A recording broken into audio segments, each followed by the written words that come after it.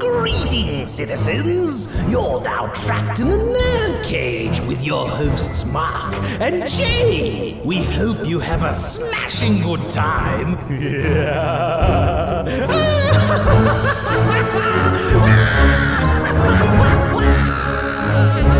Hello and welcome. That's right, you're trapped in Nerd Cage Live. This ain't just a reaction show, but a debate show and a live discussion on everything that makes people like you and I tick.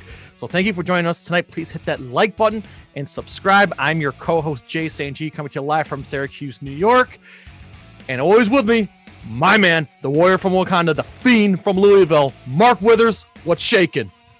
Hey, what's going on, man? Super excited to be here as usual. And yes, today's episode is going to focus on what I think is Ang Lee's crowning achievement. I mean, this is an absolute cinematic masterpiece. And of course, I'm talking about the epic martial arts film, Crouching Tiger, Hidden Dragon. Now, Jay, you and I both rewatched this past weekend. To me, this movie only gets better as time goes on, but I wanted to find out your thoughts on the movie. What do you think? Talk about a martial arts fantasy. I feel like what The Matrix kind of started with the sci-fi martial arts action, I feel like Crouching Tiger, Hidden Dragon perfected it. The fight choreography, the intensity, and it's just so beautifully shot. The set, and then the angles. It was my first time watching it in 20 years, and I'm just like, yeah, this is a great martial arts epic. Yeah, I agree. And for me, you know, as a fan of like traditional wuxia, like old school kung fu movies, this to me was a love letter to that. It was a true callback to that style. You know, here in the States, especially in like modern years, most martial arts films that we see are mostly, you know, they're modern day, very realistic fight scenes or close to realistic fight scenes. This one used a lot of the traditional wire work, a lot of the sort of mythical looking stunts. And I really appreciated that as a fan of sort of the old school methods. In addition to that, it co-stars Chang Pei Pei, which was one of the first, if not the first, female action star. She played Jade Fox in the film, and to see her come back with such veracity and just true to form, I mean, it was just a triumph as far as I'm concerned. Everything about this film, I just think is better every time I watch it. And I am surprised right off the bat. I thought you were going to talk about Michelle Yeoh. Well, you know, I'm a huge Michelle Yeoh fan. I Yes. mean, ever since I saw her in Wing Chun years ago and Tai Chi Master, going all the way up to Super Cop. I mean, I've just been Super Cop was my introduction to her. Right, absolutely. I mean, and she's only improved with time, not only as a fantastic martial arts practitioner, but also as an actress. I mean, she's just excellent in this film. You know, everybody in the cast is Chow Yun-fat, Zhang Ziyi, Cheng Chen. Everybody in the film just really did their thing here, and I really did appreciate that.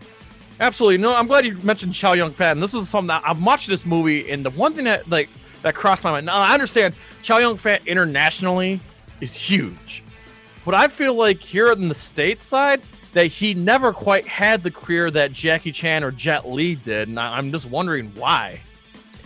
That's a really good question. I mean, you know, talk about a guy with a lot of potential. I mean, you know, going all the way back to like movies like Hard Boiled, you know, he had the potential to be much bigger than he has been. And I'm not really sure why that hasn't, you know, transpired into a massive career for him, especially after a movie like this one, which won an Oscar. Right. And it was nominated for 10 Oscars. Yeah. You know, so after the success of this film, you would think that would have sort of like skyrocketed his career, but it didn't really do much more.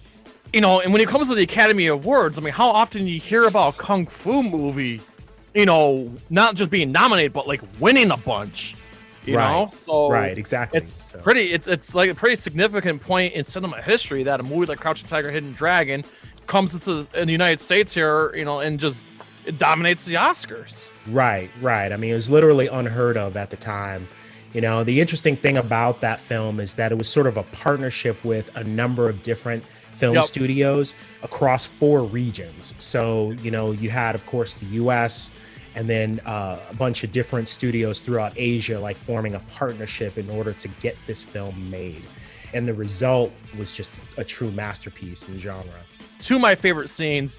One is when the sword first gets stolen and Michelle Yeoh goes on the chase scene. One of the coolest things you'll ever see. I mean, it's flawless looking. There's no, I mean, yes, there's some wire work. Yes, there's green screen, but you can't even notice. It really looks real, like they're really flying through the town and stuff and jumping off the rooftops. And then, of course, that dojo scene with all the weapons. Oh, Michelle Yeoh at her best. And if I'm not mistaken, that was Michelle Yeoh performing all of that, correct? Correct. Hey, so let's talk about like the origin of this movie and how it sort of like came to be. So for a lot of people that don't know, Crouching Tiger, Hidden Dragon is actually the fourth book in a 5-story arc called the Crane Iron Pentalogy.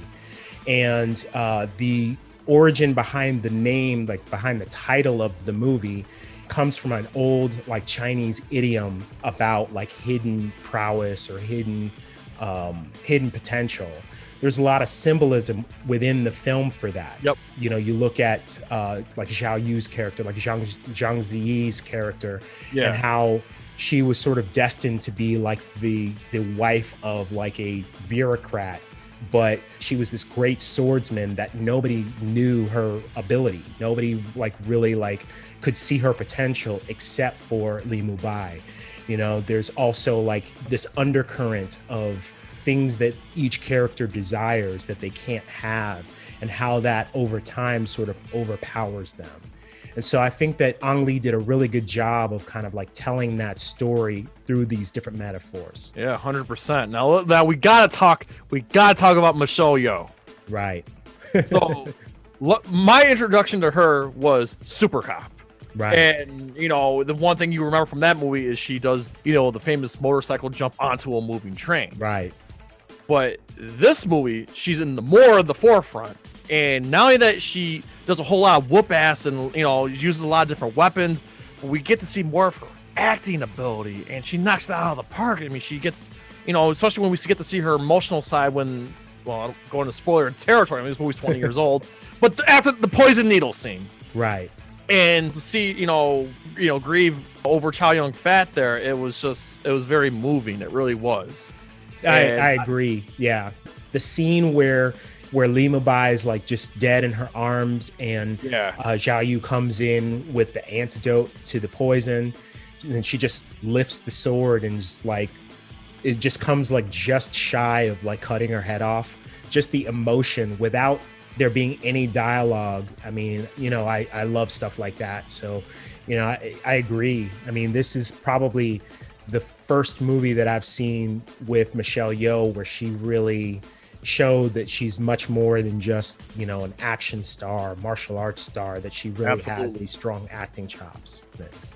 Yeah, and of course, just to let everybody know, there are two versions of this movie readily available. There's the English dub or the, you know, the subtitle. I prefer the subtitled version. I hate dubbing, me personally. I hate I just do. I prefer if you have a chance to watch it with you know, in Cantonese with the English subtitles, that's the best way to watch it, in my opinion. Right. So the interesting part about that too is, you know, with the language, since we're talking about that, an interesting fact about that is that the main characters, the main actors in this film, only one of them was only native Mandarin speaking, and that was Zhang Ziyi. Everybody else came from different parts of Asia, and that wasn't their primary language. So like, for example, like Chow Yun-fat is from Hong Kong, speaks Cantonese. Michelle Yeoh, her first and second languages are Malay and English. So they actually had to really work hard to actually get the dialect down. And Chow Yun-fat actually said in an interview that on his first day of filming, one of the scenes, it actually took him 28 takes to actually successfully complete one line of dialogue. And so that was an extreme difficulty, you know. And then add to that the subtitles, because Ang Lee wanted to, you know, market this specifically to Western audiences. he made sure to take it upon himself to sort of supervise all of the subtitling and to make sure that the subtitling was perfect and that that it was not only understandable, but that like all the turns of phrase and everything was something that we could easily digest. Oh, wow. Mark spitting the facts as always. And it's also amazing that the amount this movie had, the effect it had on pop culture in general. Now, I don't know if we remember around the same time this movie came out, or at least soon after. Do you remember that Mountain Dew commercial that parodied? You don't remember that? I don't remember. There was an awesome Mountain Dew commercial from back in the day where you do see these two Asian women, they're fighting over a can of Mountain Dew. Right. And they're doing it, but it's all Crouching Tiger, Hidden Dragon style. They flew across the screen and they're grabbing the can and they're fighting over the can. It was really, really, really well done. Like for a commercial, okay? Right. But it was clearly because of Crouching Tiger, Hidden Dragon. And I'm also going to take it a step further. I'm a diehard Mortal Kombat fan. Right, there was a game that came out in which I'm sure all gamers can agree to me. It's called Mortal Kombat Shaolin Monks. It was a action adventure fight. It wasn't like a fighting game. It was an action like Ninja Gaiden style, exploring and fighting. Right. As the game goes on, you gain abilities. You play as Liu Kang and Kung Lao. You gain abilities as the game goes on, and one of the abilities you gain eventually is the ability to wall run, like Crouching Tiger, Hidden Dragon style. And it's just so cool that this movie has like influenced pop culture on TV and in video games. Right, and in addition to that, one of the main characters, Dark Cloud or Lo Xiaoyu, his likeness was the main inspiration for the main character in the Prince of Persia games. So I'm not sure if you knew that. Yeah. No, I did not know that. Yeah, fun fact. Yeah, and it's just a damn shame that as great as this movie was, Ang Lee never replicated that same success ever. Right. Yeah. I mean, yeah, this is definitely in my opinion, his crowning achievement. One of the best things he's ever done. I think this is probably one of only 2 movies that he's actually done where I really personally I'm a big fan of. So yeah, because I mean, he did Hulk, which. I know there's a lot of people who don't like it. I didn't downright hate it, but then again, I haven't watched it since it came out. I wasn't a fan of Life of Pi. I know a lot of people like that movie. I did not care for it. And I recently watched Gemini Man, and it was way too over the top. I mean, for those who've seen the movie knows exactly what I'm talking about. So right. I know, people are going to say, well, what about Crouching Tiger, Hidden Dragon? Well, Crouching Tiger, it was in a world that was supposed to be like that, so these other right. So right. So with well. traditional like wuxia movies, the premise of those type of movies is that it's telling like the Shenhua or the traditional like Chinese mythology. So they're designed to be sort of a mixture of like action adventure, but also to tell the story of like demons and gods. And so the idea is that the monks that studied these ancient martial arts sort of tapped into these supernatural abilities and then taught them to their disciples. And so that's why in a lot of these films, you can see people jump like 50 feet. And they can like run across like treetops and things like that. It's so cool though. It's so cool. I feel like, more people need to see this movie, and I'm hoping that more people who, check this out again hopefully this movie will be a gateway into other like martial arts action films. Right. And that was the hope at the time, if you look back at like old articles from that era, the hope was that there would be this sort of reverse flow, as they called it, which was sort of, or a counter flow, which what they meant by that was that traditionally, most entertainment is created in the West, either in, the US or Canada or the UK.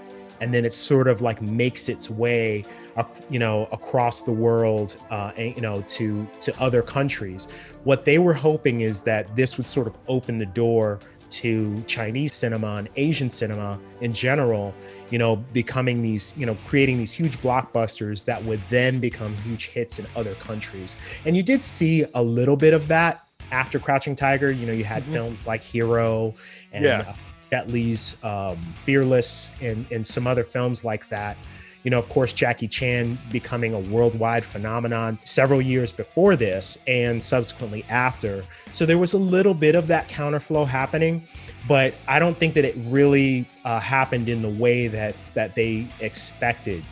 Yeah, so listen, this movie is readily available on Amazon Prime, English or English subtitles. I prefer with subtitles personally, but you can choose your destiny on that one. But I feel like if you want to see this movie the way it's meant to be watched, watch it with English subtitles. And this is absolutely Michelle Yeoh's best movie. Right. I would agree. It's actually my favorite movie of Michelle Yeoh's and also my favorite Chow Yun-fat movie. I think their chemistry was, unrivaled. And I think that in both cases, they, executed brilliant martial arts choreography. I just think that everything about their performance in this film, was pivotal. Again, definitely my favorite for both of them. Amen. And at the time of this recording, we have 2 more live streams coming up where Titan Gochi's coming in to debate best Christmas movie of all time. And big shout out to Josh of Movie Aficionados for coming in last Thursday.